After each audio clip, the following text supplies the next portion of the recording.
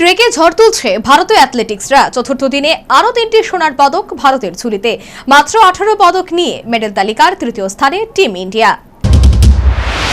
Asian athletics চ্যাম্পিয়নশিপে পদক জয়ের ধারাবাহিকতা অব্যাহত ভারতীয় দলের। শুক্রবার আসরে চতুর্থ দিনে ঘরে এলো আরও 3টি সোনার পদক। সব মিলিয়ে ভারতীয় দলের পদক সংখ্যা গিয়ে দাঁড়ালো 18টি। শুক্রবার ট্রেক ইভেন্টের পাশাপাশি ফিল্ড ইভেন্টে ভারতীয়দের জন্য সোনা জিতলেন গুলবীর সিং। 10,000 মিটারের পর 5,000 মিটারের সোনা জয় গুলবীরের। এই সোনা জয়ের ক্ষেত্রে গুলবীর সময় নিলেন 13 মিনিট 24.77 সেকেন্ড। তাছাড়া মহিলাদের হাই জাম্পে সোনা যায় অষ্টাদশী পূজার। 1.89 উচ্চতা লাফিয়ে সোনা জয় করলেন পূজা। তাছাড়া মেয়েদের হ্যাপ্টাথলনে ভারতের পক্ষে সোনা জয় করে নন্দিনী আগাসারা, যার কারণে চতুর্থ দিনের শেষে ভারতের দখলে 8টি সোনা, 7টি রূপো এবং 3টি ব্রোঞ্জ সহ মোট 18টি পদক নিয়ে পদতালিকায় দ্বিতীয় স্থানে ভারতীয় দল।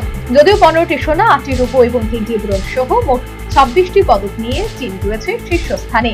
অপরদিকে 4টি সোনা, 10টি রূপো এবং 10টি ব্রোঞ্জ সহ 24টি পদক নিয়ে তৃতীয় স্থানে রয়েছে জাপান।